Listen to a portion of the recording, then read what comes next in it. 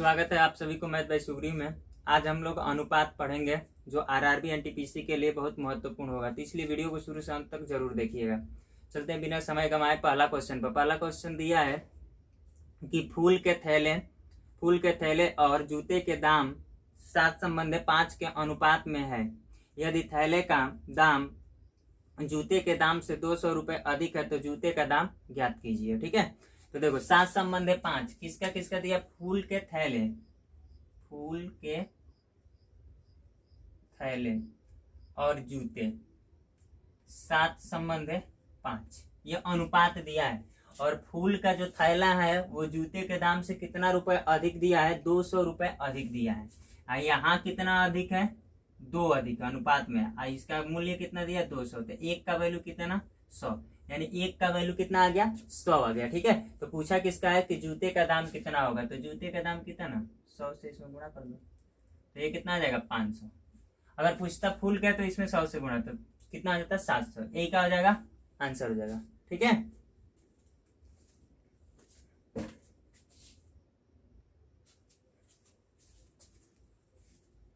देखो दूसरा क्वेश्चन दिया है कि यदि एक फ्रिज तथा टीवी के मूल्य का अनुपात 2:5 है, यदि फ्रिज का मूल्य टीवी के मूल्य से 4500 रुपये अधिक है तो फ्रिज का मूल्य ज्ञात कीजिए। 2:5 नहीं, 9:5 है। ठीक है, तो क्या हो जाएगा कि फ्रिज और टीवी के मूल्य कितना है? 9:5 है, यानी कि फ्रिज का और टीवी का कितना है? 9:5 के अनुपात में है। और कहा है कि फ्रिज टीवी से 4500 रुपये अधिक है और अनुपात में कितना अधिक है? यह अंतर कितना आ रहा है? 4 का।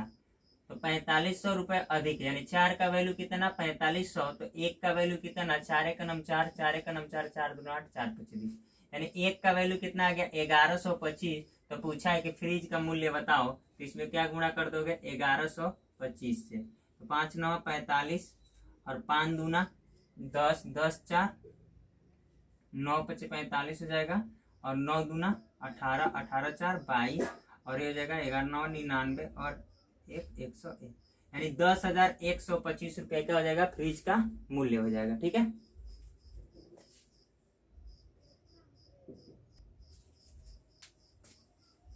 देखो नेक्स्ट सवाल दिया, अगला सवाल दिया है कि एक तरबूज को भार के अनुसार 3:5 के अनुपात में 2 टुकड़ों में काटा गया। यदि उनमें से बड़े टुकड़ों को 5:7 के अनुपात में दोबारा काटा जाए तो इस प्रकार उन तीनों टुकड़ों का अनुपात क्या होगा?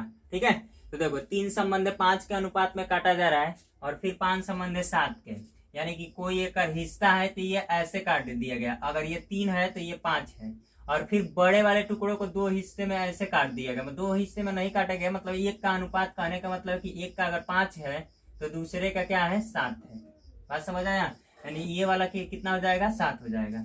ठीक है, तो इस तरह से तो हम मान लेते हैं कि पहले को ए और बी के अनुपात में काट दिया गया, यानी 3:5, और दूसरे को किस में काट दिया गया? बी और सी, यानी 5:7 के अनुपात में। तो तीनों टुकड़ों का अनुपात क्या हो जाएगा? सीधी सी। तो यहाँ से जब भी कोई अनुपात अगर निकालना है, ऐसे भी अगर अनुपात आ जाए तो क्या करते हैं कि ऐसे जो पहले अनुपात दिया 3:5, फिर उसके बाद से जो दिया है 5:7। अब देखते हैं खाली स्थान कहाँ है, इसके आगे खाली है, इसके आगे, तो जिसके आगे जो खाली रहेगा वही अंक भर देते हैं। 5 के आगे 5 भर देंगे, इस 5 के आगे 5 भर देंगे। अब इसको क्या कर लेंगे? हल कर देंगे। तो एक चीज देखते हैं कि सब में क्या कटने वाला है। 5 5 कट गया तो बचा क्या? ये 3:5:7, यही क्या हो जाएगा? आंसर हो जाएगा। यानी कि ये तीनों टुकड़े 3:5 और 7 के अनुपात में आ जाएंगे। ठीक है, अब तुमको हम यहाँ से एक अनुपात के बारे में बता देते हैं। अगर इस टाइप का अगर अनुपात निकालना आता है तो कैसे आता है? जैसे मान लो कि ए संबंध बी का अनुपात दिया है 2:3 और बी संबंध सी का अनुपात दिया है 5:7। इस तरह का अनुपात अगर दिया है तो पूछ दिया है क्या है कि ए बी और सी का अनुपात कितना होगा।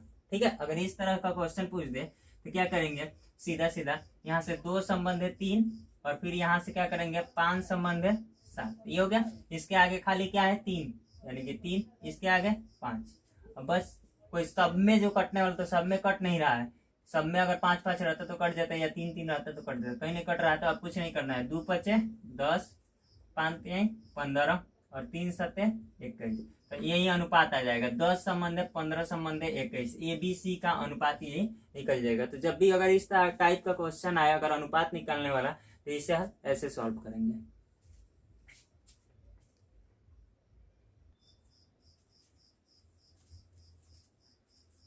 देखो नेक्स्ट अगला सवाल दिया है कि ए तथा बी की मासिक आय का अनुपात 6 संबंध 5 है और उनका मासिक व्यय 4 संबंध 3 के अनुपात में है।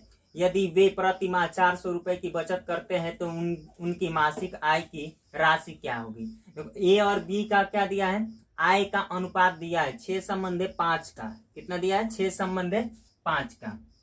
6 संबंध 5 का दिया है ए और किसका, बी का आय का, ठीक है। और व्यय का कितना दिया है, व्यय का अनुपात दिया है कितना, व्यय का अनुपात कितना दिया है, 4 संबंध 3 का। कितना दिया है, 4 संबंध 3 का व्यय का अनुपात, यही दिया है ना, व्यय का अनुपात 4 संबंध 3 का।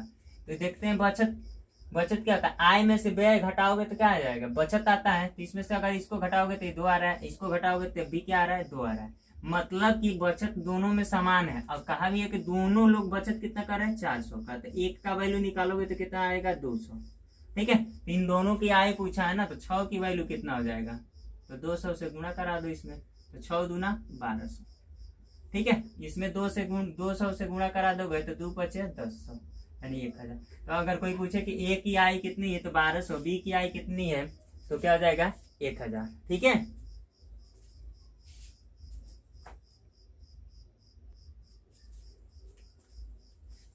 अगला क्वेश्चन देखते हैं कि ए और बी की आय का अनुपात 3 संबंधित 2 है और व्यय का अनुपात 5 संबंधित 3 है। यदि दोनों 200 रुपए की बचत करते हैं तो ए की आय क्या होगी, ठीक है। तो ए और बी का आय का अनुपात कितना दिया है, 3 संबंधित 2, ठीक है। कितना दिया है, 3 संबंधित 2, और ये दिया है 5 संबंधित 3, किसका, व्यय का, और ये क्या है, आय का, ठीक है। ये किसका, ए और बी का अनुपात, ठीक है, ए और बी का अनुपात। तो अब यहां से अगर यहां से देखोगे ध्यान से तो ये देखो समान नहीं है, ठीक है, ये समान नहीं है। देखो एक पिछले सवाल का एक और मेथड है, वो ऐसे भी लगा सकते हो। देखो इसको ऐसे बता दे रहे हैं, पीछे वाला सवाल भी एक बार रिपीट कर देंगे, ठीक है, ध्यान से देख लेना। इसमें कहीं से सस्पेंशन नहीं आएगा। जब भी इस तरह का सवाल दे तो अगर बराबर नहीं करना है, बराबर दिया तो ऐसे लगा लेंगे, अगर नहीं दिया तो कोई दिक्कत नहीं है।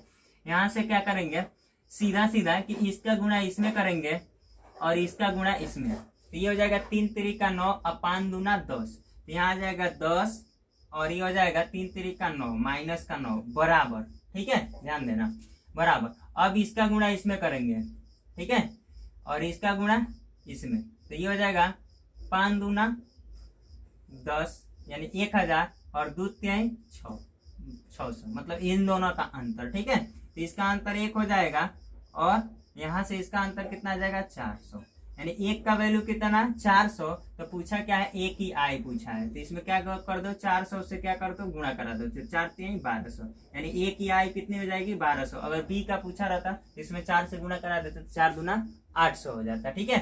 अभी देख लो ये इस टाइप का ये सवाल हो गया, ये इसका। अभी इससे पीछे वाला जो देखे हम लोग सवाल, तो उसको भी देख लो कि कैसे लगेगा, ठीक है। 6 संबंध 5 के अनुपात में उनकी आय थी और व्यय कितना था, 4 संबंध 3। 6 संबंध 5 में आय और ये 4 संबंध 3 में क्या था, व्यय, यही था ना। तो अब यहाँ से बचत वो दोनों कितना कर रहे थे, 400 रुपए का बचत कर रहे थे, ठीक है। अगर इसको लगाते तो ऐसे ही 6 18 और 4 5 20, ये हो जाता 4 5 20 और 6 18 और ये बराबर, फिर ये इसका इसमें गुणा, 4 चौको 16 और ये हो जाएगा 4 3 1200 माइनस का 1200। तो ये देखो 20 में से 18 निकलेगा 2 और यहाँ से 16 में से 12 निकलेगा 400। तो 1 का वैल्यू कितना, 200 आता ना, 1 का वैल्यू कितना आ जाता है, 200। तो आय पूछा इसका तो कितना हो जाएगा, इसमें 200 से क्या कर दो, गुणा करा दो, तो 6 दूना 1200 ये का हो जाता, इसमें 200 से गुणा करा देते, 2 5 10 1000, ये आया था ना।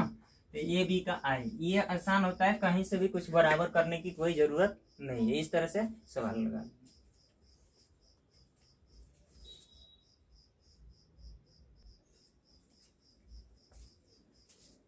देखो नेक्स्ट सवाल दिया है कि एक थैले में 25 पैसे के, 10 पैसे के और 5 पैसे के सिक्के 1 संबंधित 2 संबंधित 3 के अनुपात में है, यदि उन सिक्कों का मूल्य कुल मूल्य 30 रुपए हो तो 5 पैसे के सिक्के की संख्या कितनी होगी। मतलब 5 पैसे के सिक्का का मान ज्ञात करना है। तो देखो 25 पैसे, 10 पैसे और 5 पैसे के सिक्के हैं। कितने कितने हैं, यानी कि 25 पैसे, 5 पैसे और 10 पैसे के सिक्के हैं। किसके अनुपात में, 1 संबंधित 2 संबंधित 3 के अनुपात में। ठीक है, यानी कि ये सिक्कों की संख्या दर्शा रहा है। ये 25 पैसे के है, 5 पैसे के और 10 पैसे के, इस तरह के क्या है सिक्के हैं। ठीक है, 25 पैसे, पहले 25 पैसे, फिर 10 पैसे, फिर क्या है 5 पैसे। ठीक है, इस टाइप के 1 संबंधित 2 संबंधित 3 के अनुपात में है। ठीक है, कुल रुपए। अच्छा ये बताओ 25 पैसा का अगर एक सिक्का रहता तो को कितना पैसा होता, 25 पैसा होता कि नहीं होता। अगर मान लो 10 पैसा का 2 सिक्का रहता तो कितना होता, 20 पैसा होता। और 5 पैसे का 3 सिक्का रहता तो कितना होता, 15 पैसा। तो कुल कितना हो गया, 40 20 60 पैसा। कितना हो गया, 60 पैसा। और चूंकि सवाल में कुल 60 पैसा नहीं दिया है, कुल कितना दिया है, 30 रुपए। तो 30 रुपए को पैसा में चेंज कर दो तो 3000 पैसे हो जाएगा। ठीक है, तो अब एक का वैल्यू निकालो, तो 30 से का नाम 30, 30 दूना 60, यहाँ से कितना हो जाएगा 50। यानी एक का वैल्यू कितना निकल गया, 50। तो पूछा क्या है कि 5 पैसे के सिक्के की संख्या कितनी है, तो इसमें 50 से गुणा करा दो तो कितना हो जाएगा, 50 या 150। यानी 5 पैसे के सिक्के की संख्या कितनी है, 150। अगर 10 पैसे का पूछता तो कितना हो जाता, 100। और अगर 25 पैसे का पूछता तो कितना होता, 50। ठीक है,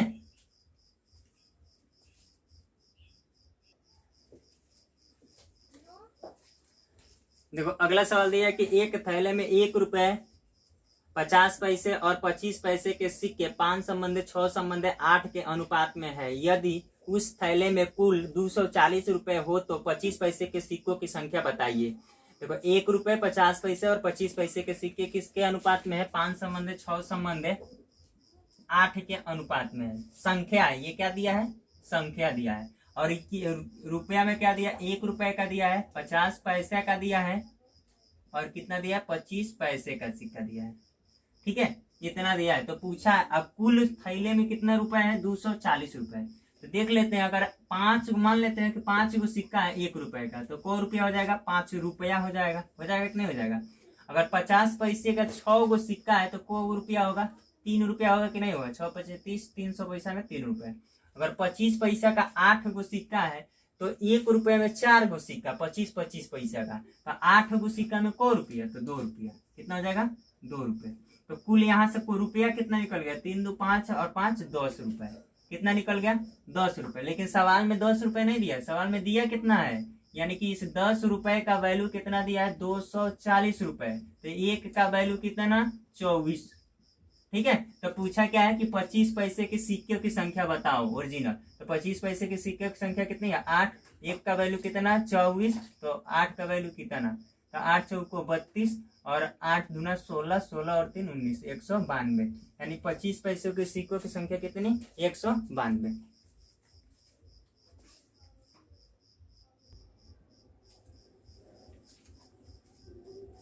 तो अगला सवाल दिया है कि 6 रुपए 20 पैसे प्रति किलो चावल को 7 रुपए 20 पैसे प्रति किलो चावल में किस अनुपात में मिलाया जाए कि मिश्रण का 6 रुपए 50 पैसे प्रति किलो हो जाए। ठीक है, यानी मिश्रण का मूल्य कितना हो जाए, 6 रुपए 50 पैसे के में हो जाए। ठीक है, तो क्या दिया, 6 रुपए 20 पैसा और 7 रुपए 20 पैसा का। ये 2 किस्म का चावल है, एक है 6 रुपए 20 पैसे का है और एक है 7 रुपए 20 पैसे का। ठीक है, और इसे किस अनुपात में मिला दें, ठीक है, कि मिश्रण क्या आ जाए, 6 रुपए 50 पैसे का बन जाए। ठीक है, तो देखो जब भी अगर इस टाइप का दिया रहे तो कुछ करना नहीं है, बस जो बन रहा है प्रोडक्ट, अब इन दोनों का अंतर ले लेते हैं सबका। तो इसका अंतर लोगे तो कितना हो जाएगा, इसका मतलब कि ये मान लो कि 650 है, ये 720 है, यानी 650 में से 720 में से 650 घटाओगे तो कितना आएगा, 70। यानी कि पॉइंट का 70 आ जाएगा। ठीक है, अगर इसका अंतर ले रहे हो, इसको घटा रहे हो तो ये कितना आएगा, यानी कि 650 में से 620 घटाओगे तो पॉइंट का 30। 2 अंक बाद दशमलव खत्म हो जाएगा। ये इसका मतलब क्या आ जाएगा, 7 संबंधित 3 के अनुपात में अगर मिला दे चावल को तो उसका मूल्य कितना हो जाएगा, 6 रुपए 5 पैसा।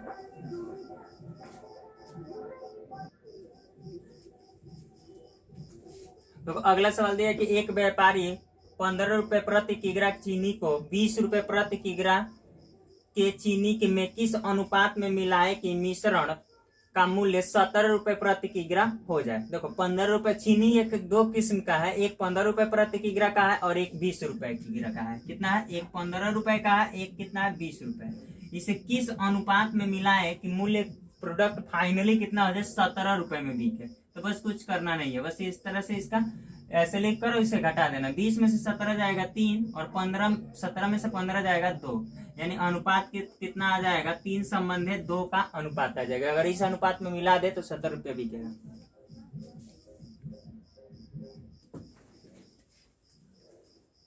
देखो अगला सवाल दिया है कि 28 रुपये प्रति केजी किग्रा चावल को 35 रुपये प्रति किग्रा के चावल में किस अनुपात में मिलाया जाए कि ताकि मिश्रण को 33 रुपये प्रति केजी बेचने पर 10% का लाभ हो। ठीक है, देखो 28 रुपए है और कितना है? 35 रुपए है। दो किस्म का चावल है, 28 रुपये किग्रा का प्रति किग्रा का, एक 35 रुपये प्रति किग्रा का। ठीक है, यानी कि एक कितना है? 28 रुपए, एक कितना है? 35 रुपए। ठीक है, अब इसको किस अनुपात में मिलाया जाए कि अगर 33 रुपए में बेचे तो 10% का लाभ हो।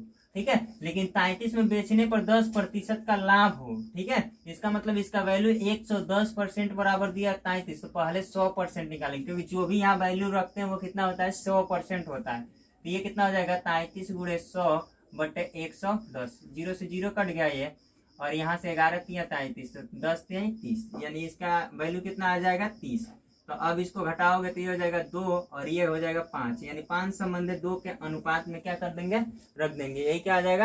आंसर आ जाएगा।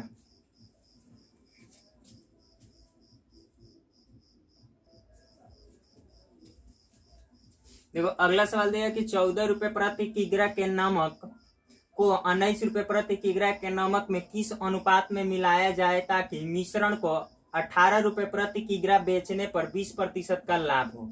ठीक है, तो देखो 14 रुपए का है, एक 19 रुपए का है। कितना है? 14 रुपए का है और एक क्या है? 19 रुपए को किस अनुपात में मिलाएं कि अगर उसे 18 रुपए में भी बेचे तो उसे 20% का लाभ हो रहा है। मतलब कि 120 का वैल्यू दिया, तो 100% का पहले वैल्यू निकालेंगे तो हो जाएगा 100 और बटे 120। ठीक है, तो ये 0 से ये 0 कट गया, 6 दूना 12 और 36 18, 2 से काटो 2 पचे 10, तो 3 पचे 15, यानी कि यहाँ कितना आ जाएगा? 15। ठीक है, कैलकुलेशन कर लेना, 15 आ जाएगा। अब घटाओगे तो ये 1 हो जाएगा, यहाँ घटाओगे तो 4 हो जाएगा, यानी 4 संबंधी 1 के अनुपात में अगर मिला दे तो अगर क्या हो जाएगा? वो 18 रुपए में बेच रहा है तो 15 और 20% का लाभ होगा। ठीक है,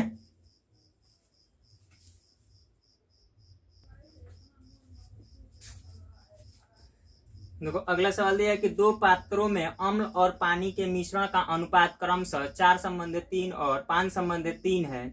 इन दोनों मिश्रण को यदि किसी तीसरे पात्र में आपस में मिला दिया जाए तो बने नए मिश्रण में अनुपात क्या होगा। ठीक है, यानी कि 2 पात्रों अम्ल और पानी का अनुपात कितना है? 4 संबंधित 3 और 5 संबंधित 3। ठीक है, यानी कि 4 संबंधित 3 और 5 संबंधित 3 है, यानी ये है अम्ल और ये है पानी। इसका मिश्रण यह अनुपात दिया है, कह रहा है कि इन दोनों को मिक्स कर जैसे मान लो कि 2 बाटल में है ऐसे। ठीक है, ये 2 बाटल में, एक में है 4 संबंधित 3 के अनुपात में अम्ल और पानी। ठीक है, और एक में कितना है? 5 संबंधित 3 में अम्ल और पानी। अब इन दोनों को क्या कर रहे हैं? मिक्स कर एक बड़ा सा पात्र में इसको क्या कर दे रहे हैं? मिला दे रहे हैं बड़ा सा पात्र में। तो इसमें अनुपात कितना बन जाएगा? इन दोनों का, अम्ल और पानी का अनुपात, यानी अम्ल संबंधित पानी का अनुपात कितना बनेगा? कैसे? ठीक है, मिला। तो जब भी अगर इस टाइप का आए सवाल तो क्या करेंगे? पहले ये जोड़ कर देखते हैं, 4 3 7, 5 3 8। अगर ये बराबर नहीं है तो क्या करेंगे? इसे बराबर बनाएंगे। तो इसे बराबर बनाने के लिए इसमें किससे गुणा कर दो? 8 से। इसमें किससे गुणा कर दो? 7 से। तो देखो 8 से तो 56, 7 8 56 बराबर हो गया। 8 से इसमें गुणा किए हो तो इसमें भी 8 से करो, इसमें भी क्या कर दो? 8 से। इसमें 7 से किए हो तो इसमें 7 से, इसमें भी 7 से। तो गुणा करोगे तो ये कितना हो जाएगा?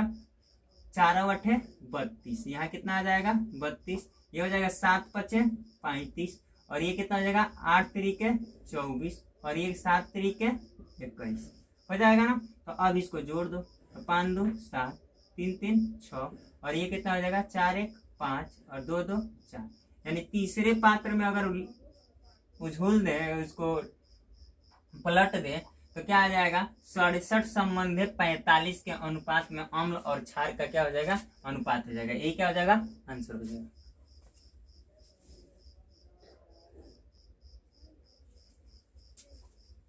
देखो नेक्स्ट सवाल दिया, अगला सवाल दिया है कि दो मिश्रण जिसमें दूध और पानी का अनुपात 3 संबंध 2 तथा 4 संबंध 1 है, यदि दोनों मिश्रण को आपस में मिला दिया जाए तो बने नए मिश्रण में दूध तथा पानी का अनुपात क्या होगा। ठीक है, तो देखो दूध और पानी का अनुपात कितना है 3 संबंध 2 और 4 संबंध 1, कितना है 3 संबंध 2 और 4 संबंध 1, ये क्या है दूध है और ये क्या है पानी है। ठीक है, तो पहले इसको देख लेंगे, सेम पीछे वाला सवाल है, तो 3 2 5 4 1 5। अब अगर ये समान है तो कुछ नहीं करना, अनुपात क्या हो जाएगा 2 1 3 4 3 7, यानी अनुपात कितना आ जाएगा 7 संबंध 3, यही क्या हो जाएगा आंसर हो जाएगा।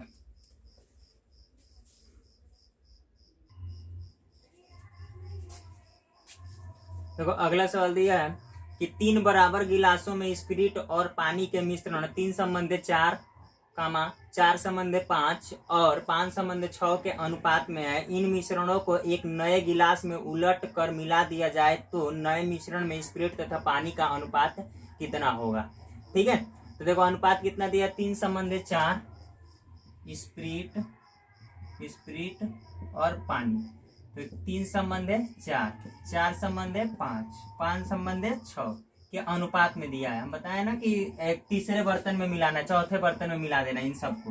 तो पहले ये जोड़ देंगे 4 3 7 5 4 9, और ये हो जाएगा 6 5 11। कोई बराबर नहीं है तो सबसे पहले तो बराबर बनाएंगे। बराबर बनाने के लिए इसमें गुणा किससे कराएं 11 9 99, यानी इन दोनों से गुणा कराएं तो ये 99 से गुणा करा देंगे।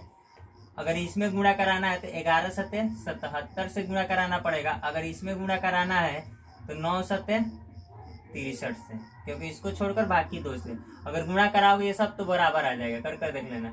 इसका मतलब 63 जब इसमें, तो इसमें भी किससे गुणा कराओगे 63 से, इसमें भी किससे 63 से, इसमें 77 से तो इसमें भी किससे 77 से, इसमें भी 77 से, इसमें 99 से तो 99 से, इसमें भी 99 से। अब गुणा कराओगे तो 99 3 कितना हो जाएगा 297, 9 3 27 9 3 27 29, 297 और 99 चौको कितना हो जाएगा 297 में और 99 जोड़ दोगे, यानी कि 9 चौको 36 और 9 चौको 36 और 3 39। ठीक है, 396। ये 77 चौको तो 7 चौको 28 और 7 चौको 28 28 2 30। ठीक है, 77 बचे तो 7 बचे 35 और 7 बचे 35 और 3 38, 385। आई हो जाएगा 63 बचे तो कितना हो जाएगा 5 3 15 और 5 6 30, 5 3 15 5 6 30 31। ठीक है, और फिर 36 18 और 6 6 36 36 1 37। ठीक है, अब ये हो गया तुम्हारा। अब सबको बस जोड़ देना है, जोड़ोगे तो 6 5 11 11 8 19। ठीक है, 7 1 8 8 8 16 16 और 9 16 9 कितना हो जाएगा 25, 3 2 5 5 और 3 8 8 3 11। ठीक है, अब ये जोड़ोगे तो कितना आ जाएगा 8 7 15 5 20 और 9 2 11 और 1 12 और 3 1 4 4 3 7 7 2 9, यानी अनुपात आ जाएगा 920 संबंध 1159। ये क्या आ जाएगा तीसरे जब पात्र में इसको पलटेंगे तो उसमें स्पिरिट और पानी का जो अनुपात रहेगा वो 920 संबंध 1159 हो जाएगा। यही क्या आ जाएगा आंसर हो जाएगा।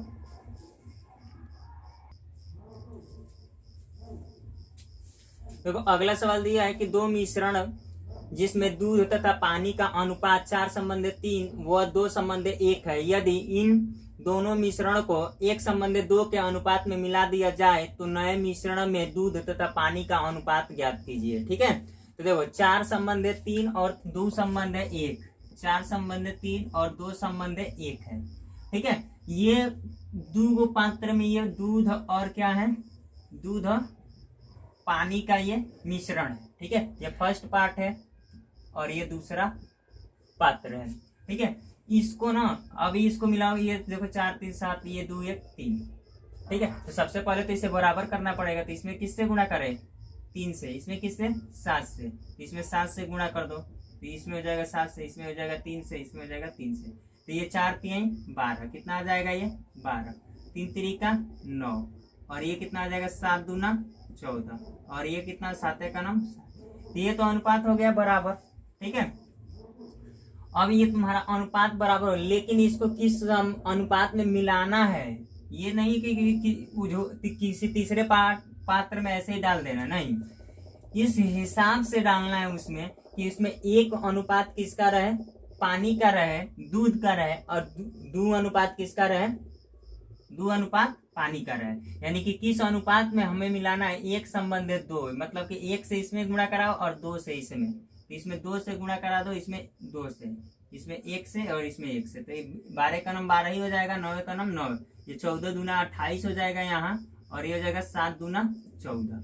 अब ये जोड़ लोगे तो 12 ये 12 और 28 40, और 14 और 9 कितना हो जाएगा? 23। ठीक है, 9 4 13 2।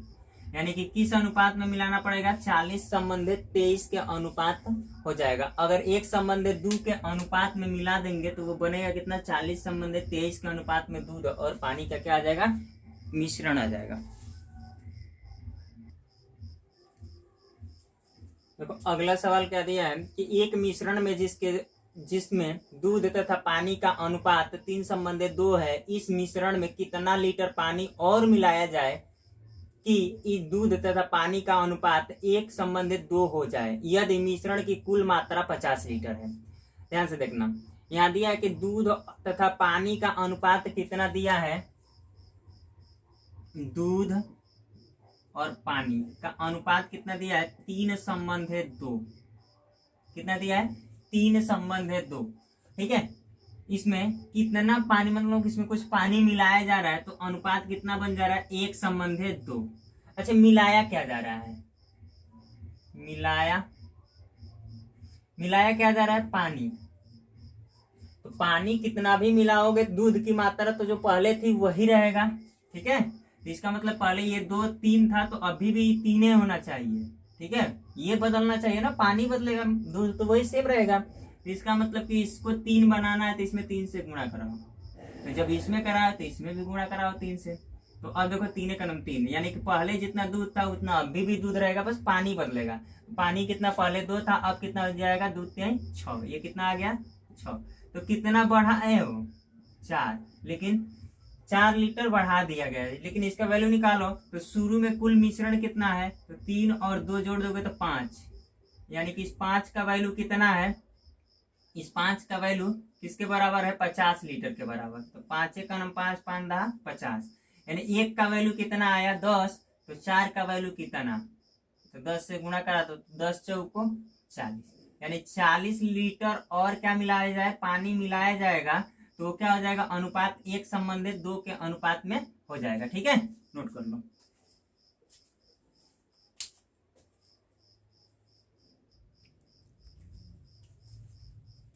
देखो अगला सवाल दिया है कि एक मिश्रण जिसमें दूध तथा पानी का अनुपात 4 संबंधित 3 है, इस मिश्रण में कितना लीटर पानी और मिलाया जाए कि 2 संबंधित 3 के अनुपात में परिवर्तित हो जाए, यदि मिश्रण की कुल मात्रा 140 लीटर है।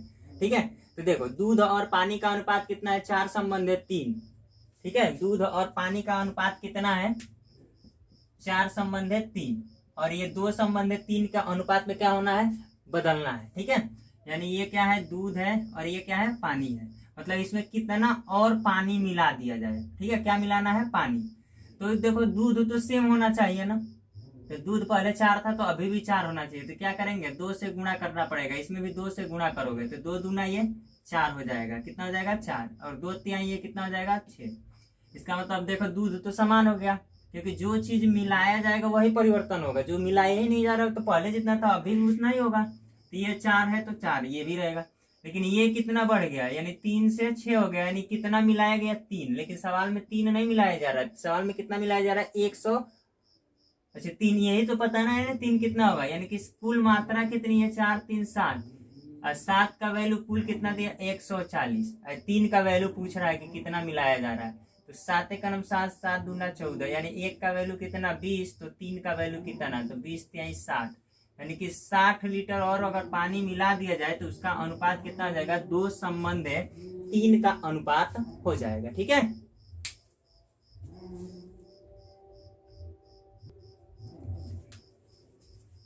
देखो नेक्स्ट सवाल दिया अगला सवाल कि किसी फार्म में कुछ मुर्गी तथा कुछ बकरियां हैं जिनकी कुल संख्या 140 है। यदि उनके पैरों की गणना किया जाए तो पैरों की कुल संख्या 480 होती है, तो उस फार्म में कितने मुर्गियां तथा कितने बकरियां हैं। ठीक है, तो देखो कुछ बकरी और कुछ क्या है, मुर्गी है। ठीक है, और उनकी कुल संख्या कितनी है, 140 है। कुल संख्या कितनी है, कुल संख्या 140। ठीक है, तो जब भी इस टाइप के सवाल आए तो ऐसे सवाल को अगर हमको लगाना है तो सबसे पहले इस टाइप के सवाल को करते क्या है, देखो ध्यान से।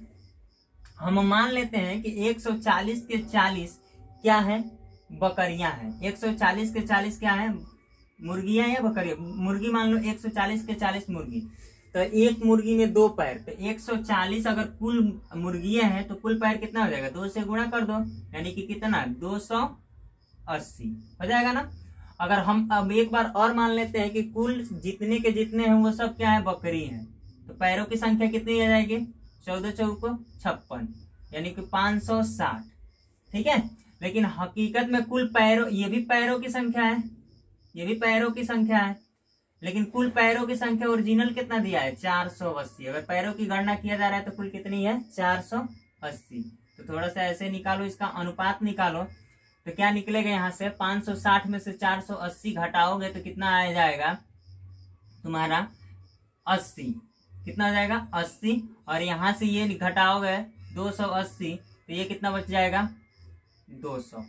ठीक है, तो यहाँ से 1 0 ये काट दो 0, 4 से काटो 4 दूना 8, 4 5 20, तो कितना आ गया 2 संबंध 5 के अनुपात में इनकी संख्या आ जाता है। ठीक है, संख्या तो 5 और 2 7, यानी कि 7 का वैल्यू कितना 140 संख्या दे, तो 1 का वैल्यू कितना 7 दूना 14 20, तो 1 का वैल्यू अगर 20 है तो पूछा है कि इनकी बकरियों और मुर्गियों की संख्या बताओ। तो ये मुर्गी है 20 से इसमें गुणा करा दो, ये बकरियों की संख्या 20 से इसमें, तो ये हो जाएगा 20 दूना 40 और 20 25 100, तो 100 गो क्या थे, बकरी थे, और 40 गो क्या थे, मुर्गी थे।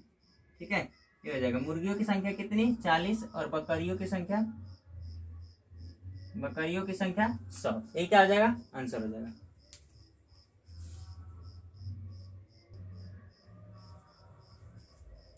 देखो नेक्स्ट सवाल दिया अगला कि 126 रुपए प्रति किग्रा, 135 रुपए प्रति किग्रा की 2 प्रकार की चाय की तीसरे प्रकार के चाय के साथ एक संबंध 2 के अनुपात में मिलाया गया है। यदि इस प्रकार से बने मिश्रण का मूल्य 153 रुपए है तो प्रति किग्रा हो तो तीसरे प्रकार की चाय का मूल्य प्रति किग्रा ज्ञात कीजिए। देखो 2 प्रकार के चाय कितना है, 126 और 135, कितना है 126 रुपए और 135 रुपए। ठीक है, तीसरे प्रकार का मूल्य मालूम नहीं है, मान लेते हैं तीसरे प्रकार का क्या है 100 रुपए है प्रति किग्रा। ठीक है, आइए किस अनुपात में, एक संबंध 2 के अनुपात में मिलाया जा रहा है। ठीक है, अगर खूब ध्यान से देखोगे तो अगर ये गुणा कराओगे तो 126 का नाम 126 प्लस 135 का नाम 135 और प्लस ये कितना हो जाएगा 2x। ठीक है, और ये बट्टे कुल कितना 1 2 और 2 4, ये किसके बराबर है 153। एवरेज कितना निकल रहा है 153। अब इसको जब हल करोगे तो कितना आएगा, इन दोनों को क्या करो जोड़ दो, 126 और 135 जोड़ोगे तो कितना आ जाएगा 6 5 11 और 12 13 25 1 26 261, 261 प्लस 2x, तो ये कितना आ जाएगा यहाँ से 261 प्लस 2x बराबर, ये 4 बट्टा में उधर जाएगा गुणा में, तो 4 3 12 कर दूं और 15 चौको 60 और 1 61 होगा। दो यहाँ से हो जाएगा 612 में से 261 अगर घटा दोगे तो ये हो जाएगा 1, और ये हो जाएगा 11 में से 6 हो जाएगा तो 5, और यहाँ से हो जाएगा 5 में से 2 जाएगा 3 2x। 1 का वैल्यू 2 का नाम 2 7 14 2 5 10, पॉइंट लगाओगे 2 5 10, यानी x कितना आ गया यानी तीसरे प्रकार का चाय का जो मूल्य है वो कितना है 175.5 रुपए प्रति किग्रा। ठीक है, यही क्या हो जाएगा, आंसर हो जाएगा।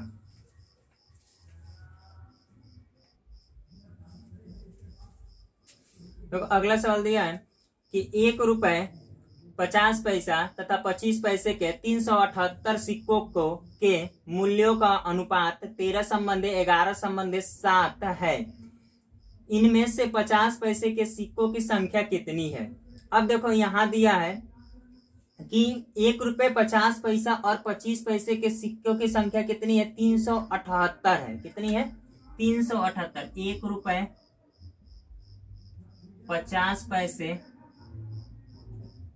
25 पैसे कि कुल सिक्कों की संख्या कितनी है, 378। कितना है, 378। जितनी कुल पैसों के सिक्कों की, इसमें पीछे सवाल में क्या पढ़े थे, रुपया था, कुल रुपया मिल रहा था। अब यहाँ रुपया नहीं मिल रहा है, ये संख्या मिल रहा है। क्या है, संख्या मिल रहा है। ठीक है, ये क्या मिल रहा है, संख्या मिल रहा है। और ये मूल्यों का अनुपात कितना है, इसमें जो मूल्यों का अनुपात है वो 13:11:7 के रूप में है। किसके रूप में है, 13:11:7 के रूप में। ये जो है ये किसके रूप में है, मूल्य है।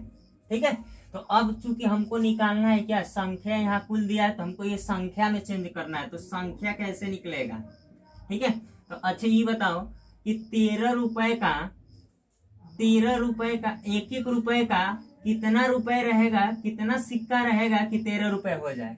ये रुपया है ना, मूल्य है ना। तो 1 रुपए का को सिक्का, तो 13 गो सिक्का चाहिए। ठीक है, अब 50 11 मान लो ये 11 रुपए है, तो 11 रुपए में 50 पैसे का को सिक्का आएगा, तो 22 को सिक्का आएगा कि नहीं आएगा यार। एक अठनी क्या होता है, 1 अठनी और 1 अठनी यानी 2 50 पैसे के सिक्के मिलाकर क्या बनेगा, 1 रुपया बनेगा। तो 11 रुपए बनाना है तो कितना मिलाना पड़ेगा, 22 गो सिक्का। ठीक है, और प्लस 7 रुपए में 25 पैसे का सिक्का कितना बनेगा, तो 1 रुपए में 4 गो सिक्का बनेगा 25 पैसे का। तो 7 रुपए में को गो, तो 28 गो सिक्का होगा। ये सबको जोड़ोगे तो किसके बराबर आएगा, तो 28 22 कितना, 50 और 13 कितना, 63। और 63 का वैल्यू कितना दिया है, 378। ठीक है, तो 1 का वैल्यू कितना, तो 9 से काटो, 9 7 63 और 9 चौको 36, 1 9 दूना 18, फिर 7 से 7 6 के 42, यानी 1 का वैल्यू कितना आ गया, 1 का वैल्यू कितना आ गया 6। तो 50 पैसे के सिक्कों की संख्या पूछा है। तो अब बताओ 50 पैसे के सिक्कों की संख्या कितना है, तो ये 50 पैसा का मूल्य है ये। ठीक है, तो 1 का वैल्यू 6, तो 11 का वैल्यू कितना, 6 से गुणा कर दो, तो 11 छक्के 66 रुपए। ये किस में आएगा, अगर रुपया पूछा होता तो 66 रुपए बताते, लेकिन ये 50 पैसे के सिक्कों की संख्या पूछा है। तो 66 रुपए में 50 पैसे के सिक्का कितना, तो इसका क्या हो जाएगा, दुगुना होगा ना, क्योंकि 1 रुपए में 2 गो सिक्का होगा 50 पैसे का। तो 66 रुपए में कितना, इसका 2 गुना, तो 6 दूना 12, 6 दूना 12 1 13, यानी को गो सिक्का, 132 सिक्का। और यही क्या हो जाएगा, आंसर हो जाएगा। ठीक है, तो आज के लिए बस इतना ही। आई होप ये वीडियो आप लोगों को अच्छा लगा होगा। अगर वीडियो अच्छा लगा होगा तो चैनल को सब्सक्राइब कीजिए और वीडियो को लाइक कीजिए जरूर, और वीडियो को शेयर कीजिएगा। थैंक यू, धन्यवाद।